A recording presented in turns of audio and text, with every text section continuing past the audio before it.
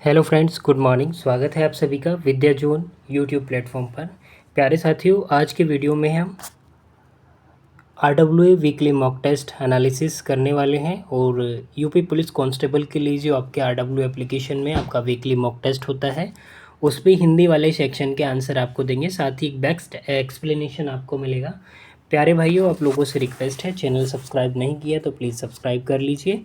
And हमारे जो Telegram channel का लिंक है इसी वीडियो के डिस्क्रिप्शन बॉक्स में मेंशन कर देंगे, क्योंकि वहाँ पर हम आपको बहुत अच्छे अच्छे नोट्स प्रोवाइड करा रहे हैं जो हमने अपने PYQ बेस्ड सेल्फ मेड है, ये मान करके चलिए अपने सेल्फ उसको रिटर्न फॉर्म में लिखा है बाय पेन।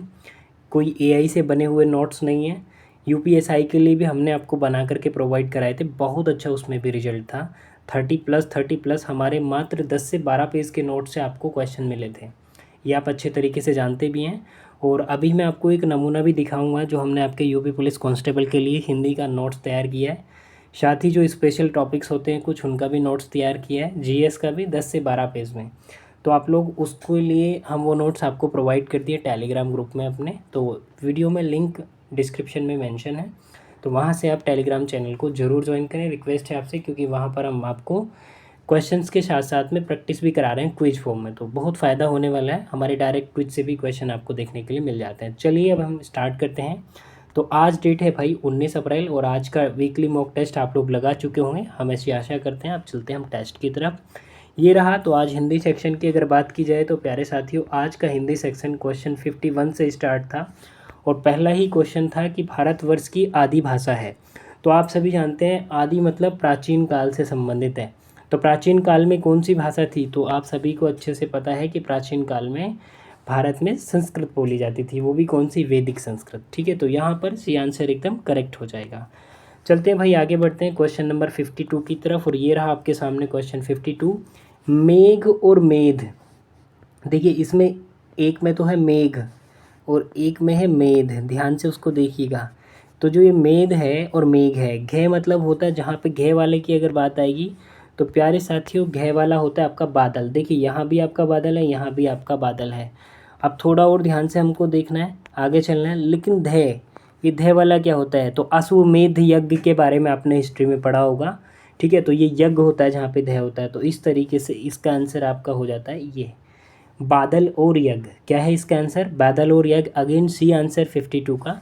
चलिए क्वेश्चन नंबर नेक्स्ट की तरफ हम मूव करते हैं। क्वेश्चन नंबर 53 आपके सामने है। ये देखिए, निम्नलिखित में से कौन सा शब्द रूढ़ है, यौगिक नहीं।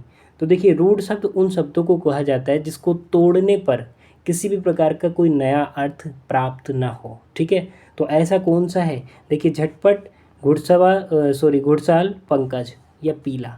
तो अगर इसमें ध्यान से देखें तो पीला शब्द आपका जो है वो आपका यहाँ पर रूढ़ शब्द है। ठीक है, यौगिक नहीं है। चलिए, यौगिक मिल करके बनते हैं, ठीक है, दो शब्दों से, और जो रूढ़ होते हैं वो अकेला शब्द ही होता है, उसको आप तोड़ नहीं सकते, ये याद रखना है आपको।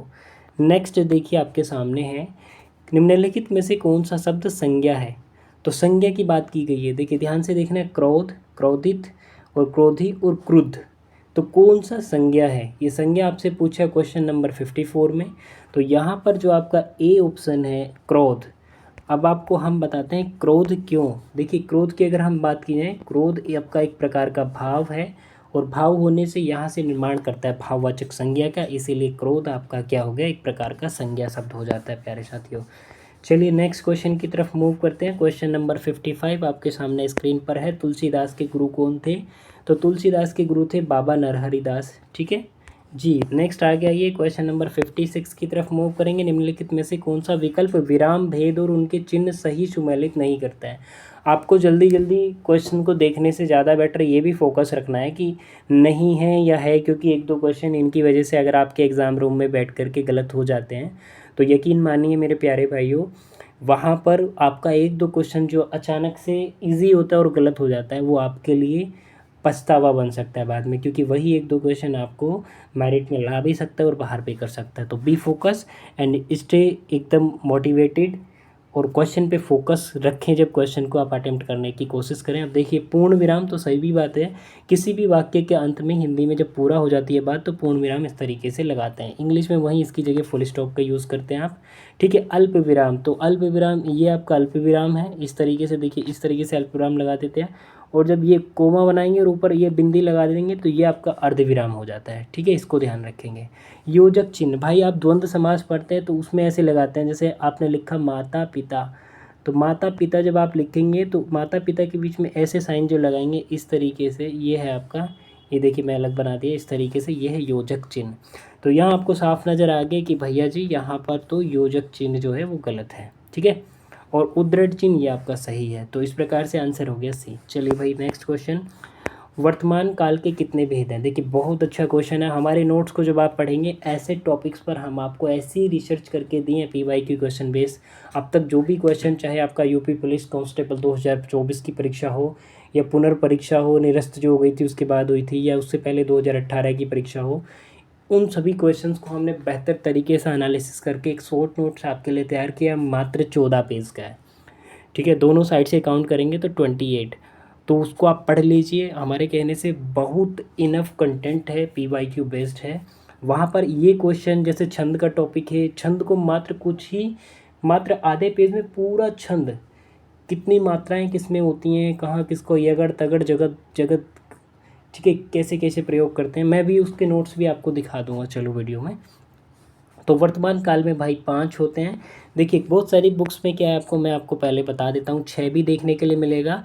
वहाँ पर वर्तमान काल में हेतु हेतु मद को रख देते हैं कुछ लोग, तो सतर्क रहना, हेतु हेतु मद वर्तमान काल में नहीं आता। और आप RW के आंसर जब आपका आ जाएगा उससे भी मैच करेंगे, वहाँ पर भी आपको 5 ही देखने के लिए वर्तमान काल में मिलने वाला। तो 57 क्वेश्चन का आंसर हो जाएगा B 5, ठीक है। 56 देखिए, यहाँ पे है वाह वाह कितना सुंदर दृश्य है। देखिए वाह वाह जब आप कर रहे हैं तो खुशी की बात है कि कितना सुंदर, तो जब खुशी की बात है तो वहाँ पर होगा हर्षबोधक अव्यय, ठीक है। चलिए भाई नेक्स्ट क्वेश्चन 59, नहीं गुप्तचर, इस शब्द के लिए कौन सा वाक्यांश सही है। देखिए गुप्तचर, अगर हम गुप्तचर की बात करें तो गुप्तचर होता है चुपके से भेद लेने वाला, मतलब जो चुपके से आपके भेद ले ले, चुपके से भेद लेने वाले को आप क्या कहते हैं, गुप्तचर कहते हैं, ठीक है। तो इस प्रकार से आप देखिए यहाँ पर अगर तरीके से देखें तो ऐसा कौन सा सेट बैठता है जो इसका अर्थ लगभग समान निकलता हो, तो छिपकर टोह लेने वाला, जो आपकी सारी जानकारी एकत्रित कर ले भाई वही तो होगा, ठीक है। जो गुप्त स्थान पर रहता हो ये नहीं हो सकता है। इसको देखिए, हर बात छुपाने वाले को हम कैसे गुप्तचर कह सकते हैं, छिपाने योग्य गुप्तचर नहीं हो सकता, इसलिए B आंसर करेक्ट हो गया। नेक्स्ट क्वेश्चन नंबर 60, हिंदी का पहला समाचार पत्र कौन सा है, उद्दंड मार्टन, ठीक है। पंडित जुगल किशोर कौन है, पंडित जुगल किशोर, ये बहुत फेमस अखबार है आपका, ये GS का भी क्वेश्चन है, पंडित जुगल किशोर। और ये कब प्रकाशित हुआ था भाई, ये आपका 30 मई 1826, तो 30 मई 1826 को आपने देखना है। और ये रहा आपका आंसर 1826, ठीक है भाई। चलो आगे आ जाओ, अब नेक्स्ट पेज पर हम लोग चल रहे हैं। ये रहा नेक्स्ट पेज आपके सामने, ये रहा क्वेश्चन नंबर 61, इंद्र का अखाड़ा मुहावरा आपको बताना है कि इसका अर्थ क्या है भाई। इंद्र का अखाड़ा, देखिए जब आप इंद्रलोक की अगर बात करें तो वहाँ नाच गाना, मतलब पूरा भोग विलास वाला जो सिस्टम है, ठीक है। तो इंद्र से रिलेटेड है, तो जहाँ मौज मस्ती की जगह हो वहाँ पर होगा इंद्र का अखाड़ा, ठीक है। नेक्स्ट देखिए, कंठ महाप्राण, कंठ महाप्राण घोष व्यंजन वर्ण का उदाहरण है। अब आपको सबसे पहले तो ये पता होना चाहिए कि कंठ में कौन आते हैं।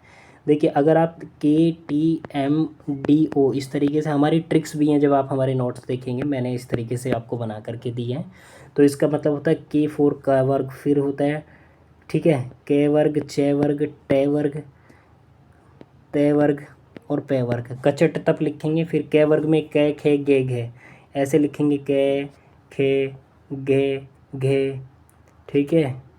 तो यहाँ पे सॉरी 1 मिनट इरेज करना पड़ेगा। चलिए यहाँ पे आपने लिखा गे, फिर उसके बाद घे, और उसके बाद ये वाला अण, ठीक है। उसके बाद आपका जो है इसमें है भी आता है कंठ में, ध्यान से देखिएगा। अब आपको बोल रहा है, देखिए अगर कंठ की बात करें तो यहाँ पे कंठ में आपको ये भी मिल रहा है, कंठ में आपको ये भी मिल रहा है, ठीक है, क्योंकि क वर्ग में तो आ रहा है, आपको ये भी मिल रहा है और ये भी मिल रहा है, तो कंठ में तो सारे आ गए। उसके बाद महाप्राण, महाप्राण कौन सा होता है? देखिए अल्पप्राण जो होता है किसी भी वर्ग का कौन सा भैया जी, किसी भी वर्ग का कौन सा, देखिए ये वर्ग है जैसे सपोज, तो इसका पहला तीसरा और पांचवा, पहला तीसरा पांचवा क्या होते हैं? अल्पप्राण। और दूसरा चौथा मतलब ये वाला खे वाला, और चौथा कौन सा? गे, ये होंगे महाप्राण। तो अब महाप्राण को आप चेक करिए, उसने जो बोला महाप्राण इसमें से कौन सा है? देखिए खे महाप्राण बन जाएगा आपका, एंड घे, तो घे इसमें है ही नहीं, तो ये भी हटा दो, अब ये भी हटा दो, क्योंकि ये महाप्राण नहीं हो सकते। दूसरा चौथा ही महाप्राण हो सकता है। अब ये भी आपका महाप्राण है, ठीक है, क्या है? भी आपका महाप्राण है। उसके बाद अब बोला है घोष व्यंजन, ठीक है। अब जैसे ही घोष व्यंजन की बात आएगी वहाँ चला जाएगा तीसरा चौथा पाँचवा, प्रत्येक वर्ग का तीसरा चौथा पाँचवा ये घोष व्यंजन में चले जाएंगे। और जैसे ही तीसरा चौथा पाँचवे की शर्त लगी तो जो खे आप बना रहे थे यहाँ पे वो भी कैंसिल हो जाएगा। तो अब एक ही आपके सामने बचा और वही आपका आंसर निकल के आ गया, ठीक है। कौन सा है? ये है आपका है, ठीक है, ये रहा आंसर है। मैं एक बार इसको पूरा साफ़ करके आपको आंसर बता देता हूँ, ये है इसका है। अब मैंने कैसे किया इसकी पूरी ट्रिक हमारे नोट्स में, उसको आप समझेंगे, ठीक है। के वर्ग, चे वर्ग, टे वर्ग, ते वर्ग, पे वर्ग, मैंने पूरा अच्छे से इसको एक्सप्लेन किया, KTM 2, ठीक है, ट्रिक बना करके। चलिए, और जो विराम चिन्ह है उसको मात्र ये मान के चलिए बहुत छोटी सी 5-6 लाइनों में पूरा एक्सप्लेन कर दिया विराम चिन्ह को। देखिए किस विकल्प में कर्मधारय समास नहीं है? महात्मा, महान है जो आत्मा, तो इसमें हो गया। देखिए एक इसमें क्या होता है कि इसमें एक पद दूसरे पद की विशेषता बता रहा होता है, और जो दूसरा पद होता है वो प्रधान होता है, ठीक है। महान है जो आत्मा, काला सांप, काला है जो सांप, ठीक है। नील कमल, नीला है जो कमल। गजानन, भाई देखो जहाँ पर ऐसा आपको एग्जाम्पल मिल जाए कि वो तीसरे अर्थ का बोध कराए, मतलब वहाँ प्रथम एवं द्वितीय पद प्रधान न होकर, या प्रथम एवं उत्तर पद प्रधान न होकर कोई अन्य पद प्रधान हो, तो वहाँ पर होता है बहुब्रीहि समास, ठीक है प्यारे साथियों। कौन सा होता है? बहुब्रीहि समास। तो गजानन आपका गणेश जी की तरफ इशारा कर रहा है, तो इसलिए आपका यहाँ पर हो जाता है प्यारे भाई, कौन सा हो जाता है? यहाँ पर हो जाता है आपका बहुब्रीहि समास। और हमें ये बताना है कौन सा कर्मधारय नहीं है। चलो भाई आगे आ जाओ। नेक्स्ट, निम्नलिखित शब्दों में शुद्ध वर्तनी की दृष्टि से, शुद्ध वर्तनी की दृष्टि से कौन सा शुद्ध है, आपको ये बताना है। देखो श्राप, भाई ये गलत, श्राप लिखा हुआ है, ऐसे नहीं लिखा जाता। लब्ध प्रतिष्ठित नहीं होता है, ये होता है लब्ध प्रतिष्ठ होता है आपका, लब्ध प्रतिष्ठ इस तरीके से होता है, ये वाला लब्ध प्रतिष्ठ, ठीक है। नेक्स्ट आगे चलें, मैं सारे सही करके लिख करके दिखा देता हूँ आपको। हिरण्यकशिपु, ठीक है, हिरण्यकशिपु ये गलत लिखा हुआ है। देखिए ये ऐसे लिखा जाता है, हिरण्य का और बड़ा सा कशी, ये वाला कशी, और उसके बाद में पु, ये हिरण्यकशिपु, ये से के आगे ऐसे लगेगा, ठीक है। हिरण्यकशिपु ये वाला ऊपर वाला जो मैंने लिखा है, तो ये सही है। तो यहाँ पे हिरण्यकश्यपु लिखा हुआ है, तो ये भी गलत हो गया, ये भी गलत हो गया, ये भी गलत है। शुद्धिकरण, भाई शुद्धिकरण एकदम सही है। बहुत सारे स्टूडेंट और बहुत सारी बुक्स में भी देखो, मैं आपको पहले ही ओपनली बताता हूँ, इस तरीके से भी आपको शुद्धिकरण लिखा मिलेगा, शुद्धिकरण। और मोस्टली हम लोग लिखते भी यही वाला शुद्धिकरण है, लेकिन अगर वर्तनी की दृष्टि से पूछा जाएगा तो प्यारे साथियों वर्तनी की दृष्टि से आपका ये बड़ी की मात्रा बन जाती है और वही शुद्ध होता है। तो इस प्रकार से आपका शुद्धिकरण ये वाला ठीक हुआ। चलो नेक्स्ट क्वेश्चन देखो, 65 इनमें से कौन सा वाक्य शुद्ध है? तो शुद्ध वाक्य कौन सा है 65 को? यदि आप थोड़ा सा देखें तो 65 की तरफ हम चलेंगे तो वहाँ केवल 2 लोग थे। कौन सा? वहाँ केवल 2 लोग थे, ये वाला आपका सही हो जाएगा भाई, ठीक है। चलो नेक्स्ट आ जाओ 67 की तरफ, सॉरी 66 क्या कहता है? निम्नलिखित में से कौन सा युग्म विपरीतार्थक नहीं है? इसको जरूर फोकस करें, है या नहीं है। देखिए मृदुल और कोमल, ये विपरीतार्थक आपको दिखा कहाँ से? ये तो एक ही बात है, मृदुल भी और कोमल भी, ये तो सेम हो गया, ये तो समान हो गया, समानार्थी हो गया, समानार्थी, तो ये आपका कट गया, ये तो हो ही नहीं सकता बिल्कुल भी। तो तरल ठोस ये हो सकता है, या कर्कश मधुर ये भी हो सकता है, कठिन सरल, तो आपको आंसर तो मिल ही गया था पहले ही, आगे देखने की ज़रूरत ही नहीं थी। ये answer is the correct answer. Next, हिरण्यगर्भ शब्द पर्यायवाची, सबसे सटीक जो पर्यायवाची होता है प्यारे भाई लोगों, ये आपका जो ब्रह्मा जी होते हैं ना, ब्रह्मा जी का सबसे सटीक पर्यायवाची होता है। चलो नेक्स्ट देखो, लक्ष्य का तद्भव शब्द बताइए। तो लक्ष्य का तद्भव शब्द होगा आपका lakh, option number D, option number D यहाँ पर आपका करेक्ट आंसर बनता हुआ, ठीक है। चलिए, स्वदेश्य, इसको ध्यान से देखेंगे, स्वदेश्य का सही संधि विच्छेद है, तो क्या होगा? आप लिखेंगे से प्लस उद्देश्य, से प्लस उद्देश्य मिलकर के बनता है शोदेश्य, ठीक है। ऊ की मात्रा बन जाती है ए और ऊ, यहाँ से आप निकालेंगे ए इधर से और यहाँ से निकलेगा ऊ, ए प्लस ऊ मिलके ये बन जाएगा आपका ये वाली मात्रा, ठीक है। और अब आप लोग बताएंगे यहाँ पर कौन सी संधि का प्रकार है 69 में, ठीक है। तो यहाँ पर आंसर तो आपको मिल गया से प्लस उद्देश्य। देखिए यहाँ पर होगी प्यारे साथियों आपको, चलो आप ही बताओ कौन सी संधि है, ठीक है। थोड़ा सा माइंड लगाओ यहाँ पे। मिश्र वाक्य कौन सा है, तो मिश्र वाक्य आपके सामने है। प्रधानाध्यापक जी ने कहा कि कल विद्यालय बंद रहेगा। देखिए जहाँ पर एक वाक्य की निर्भरता दूसरे वाक्य पर हो वहाँ पर आपका मिश्र वाक्य होता है, ठीक है। और संयुक्त वाक्य अपने आप में स्वतंत्र होते हैं, वह जो कंजक्शन वर्ड्स होते हैं उनसे जुड़े होते हैं, जैसे क्यों, क्योंकि, इस तरीके से वर्डों से आपके जुड़े रहते हैं। तो यहाँ पर देखिए अगर हम इसकी बात करें इस वाले ऑप्शन की, प्रधानाध्यापक जी ने कहा कल विद्यालय बंद रहेगा, तो प्रधानाध्यापक जी ने कहा तभी तो बंद रहेगा, डिपेंडेंसी आपको साफ नज़र आ रही है, इसलिए correct option A is the correct answer यहाँ पर इजीली आपको देखने के लिए मिल गया। चलिए भाई नेक्स्ट क्वेश्चन की तरफ आइए, और ये क्या कहता है जल्दी जल्दी से देख लेते हैं। मैं चलती थी में बहुवचन, देखिए जहाँ मैं चलती थी तो फिर आएगा हम चलती थे, कहानी ख़त्म।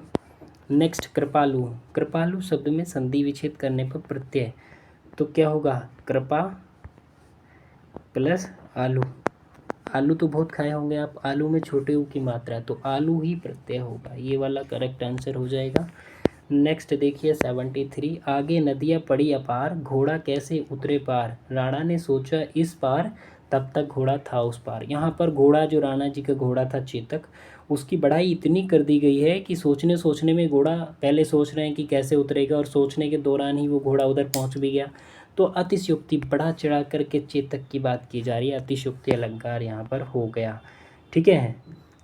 अनुप्रास जहाँ एक वर्ण की आवृत्ति एक से अधिक बार आती है और उसका अर्थ समान निकलता है, जैसे चारों चंद्र की चंचल किरणें खेल रही जलथल में, ठीक है। उत्प्रेक्षा अलंकार जहाँ पर मैं आपको बता दूँ, जानो जनु मानो मनु मानो ऐसे वर्ड आपको मिल जाए, वहाँ उत्प्रेक्षा अलंकार होता है। अतिशयोक्ति बढ़ा चढ़ा करके बात की जाती है। उपमा जो है वहाँ पर आपकी कंपेयर की जाती है, ठीक है जी। आइए 74, निम्नलिखित में से कौन सा अनंत का शब्द, अनंत शब्द का अर्थ नहीं है। देखिए अनंत का आपका शेषनाग होता है, यश होता है अंतहीन जिसका कोई अंत ना हो, बिल्कुल होता है, आकाश भी होता है, लेकिन प्यारे साथियों आशा नहीं होता है। D option is the correct answer हो जाएगा। निम्न पंक्तियों में कौन सा रस है, ध्यान से पढ़ेंगे। नभ में झटपट बाज लगी, मूल्य साकल प्रपंच, कंपित तन व्याकुल नयन, लावक हेल्यो नरंच। यहाँ पर आपका जो है ये भयानक रस है, कौन सा है, भयानक रस है। चलो आ जाओ भाई इधर, और नेक्स्ट क्वेश्चन आपके सामने ये रहा, ध्यान से देखेंगे। मंगल भवन अमंगल हारी, ये तो आप सभी को पता है, चौपाई होता है, ठीक है। चौपाई में कितनी मात्राएं होती हैं, ये 16, ठीक है। सोरठा और दोहा आपने पढ़ा होगा कि सोरठा और दोहा, जो दोहा होता है उसमें प्रथम एवं तृतीय चरण में कितनी कितनी मात्राएं होती हैं, आप मुझे बताएंगे। 11 13 होती हैं, 13 11 होती हैं। और जो दोहा है उसका विपरीत होता है, एकदम दोहों के विपरीत जो होता है आपका सोरठा होता है, ठीक है। इसके बहुत अच्छे नोट्स हमने अपने जो नोट्स बना रखे हैं उसमें छंद को लेकर के बहुत अच्छी मेहनत करी है हमने। मृदुला गर्ग के उपन्यास मिलजुल मन को किस पुरस्कार से सम्मानित किया गया था। प्यारे भाइयों मिलजुल मन को आपका साहित्य अकादमी अवार्ड मिला है, किसे, मिलजुल मन को साहित्य अकादमी अवार्ड मिला है, ठीक है। और कब मिला है ये आपको पता होना चाहिए, 2013 में, 2013 में, 2009 के लिए 2013 में जाकर के इनको प्राप्त हुआ है भाई, 2009 का है, 2013 में इसको मिला है, ठीक है। हम ताजमहल देखने जाएंगे, इस वाक्य में हम सर्वनाम का कैसा प्रकार है, तो हम जो है वो पुरुषवाचक सर्वनाम है, ठीक है। चलिए नेक्स्ट देखिए, कहानी नई कहानी, कहानी नई कहानी किसकी प्रसिद्ध कृति है, ये नामवर सिंह की प्रसिद्ध कृति है। नई कविता या नई कहानी आंदोलन को एक महत्वपूर्ण दिशा देने वाले नामवर सिंह की कहानी है। 19 कब की है जी, 1965 में, ठीक है, ये प्रकाशित हुई थी इनकी कहानी। चलिए मैं घर जाता हूँ, इस वाक्य में सहायक क्रिया आपको बतानी है। आप लोग क्या करेंगे, मैं बताता हूँ क्या आप लोग क्या करेंगे। ऐसे क्वेश्चन पे आपको गलत नहीं करना है, यहाँ पे मैक्सिमम 90% लोग इसको गलत कर लेंगे। अगर आप यहाँ पे संभल गए तो और लोगों से आप अपना नंबर प्लस कर लेंगे। सब लोग या तो जाता या जाना इन दोनों में ही फंस के 99.9% यही आंसर करेंगे। लेकिन यहाँ पर हेल्पिंग वर्ब पूछिए आपसे, सहायक क्रिया, हेल्पिंग वर्ब इंग्लिश में पढ़ते हैं ना, चाहे क्रिया पूछिए, मेन वर्ब नहीं पूछिए, ये दोनों मेन वर्ब है भाई वाक्य में, जाना या जाता। तो अब ध्यान से देखो, फिर कौन सी बची, फिर जो हूँ बची ना, ये ही आपकी है। तो प्यारे साथियों समझ में आया, कुछ बहुत अच्छा शानदार क्वेश्चन था ये, हूँ, ठीक है, यही सहायक क्रिया इस वाक्य में। नेक्स्ट, ये लास्ट पेज है आई थिंक। चलो, 100 गुना लंबा में विशेषण का कौन सा, 100 गुना लंबा भाई, जब यहाँ पे 100 गुना की बात हो गई तो ये आपका आवर्तीवाचक हो गया, ठीक है। कौन सा आवर्तीवाचक। 82 क्वेश्चन कहता है कि आजकल वह दिल्ली में रहता है। इस वाक्य में आजकल किस प्रकार का क्रिया विशेषण है, ठीक है। क्वेश्चन नंबर 82, तो आजकल जो है समय की बात कर रहा है भाई, कालवाचक क्रिया विशेषण आपका हो जाएगा। अब आपने क्या करना है, इसको अच्छे से पढ़ लेना पूरे पैसेज को, बहुत शानदार पैसेज है, मज़ा आ जाएगा पढ़ करके पैसेज। पहले आप क्वेश्चन पढ़ा करिए, क्वेश्चन एक बार देख लीजिए 5 क्वेश्चन, फिर पैसेज पढ़िए। तो एक तो क्वेश्चन के आंसर तो ऐसे इजीली मिल जाते हैं। फिर ये तो एटलीस्ट पता चल जाता है कि क्वेश्चन का पहले का आंसर कभी भी आपको स्टार्टिंग लाइन में नहीं मिलता, ठीक है। और जो सेकंड क्वेश्चन होता है उसका स्टार्टिंग लाइन में आंसर होता है। तो ऐसे इस तरीके से डिज़ाइन की जाती हैं ये चीज़ें।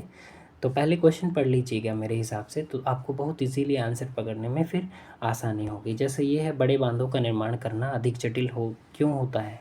तो भाई क्यों होता है, इसको आप ध्यान से देखेंगे अगर आप निर्माण करना चाह रहे हैं, ठीक है।